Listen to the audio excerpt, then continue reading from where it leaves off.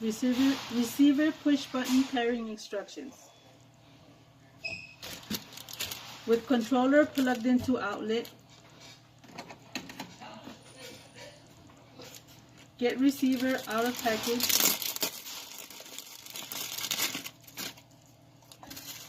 Plug into RJ45 adapter.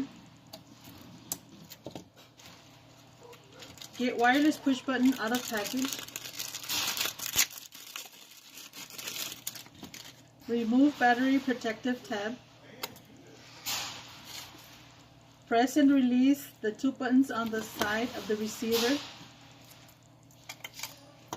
While receiver blinks, press on wireless push button. To test that pairing was successful, press the wireless push button. Receiver should blink. If receiver does not blink when pairing, on wireless push button, repeat pairing instructions.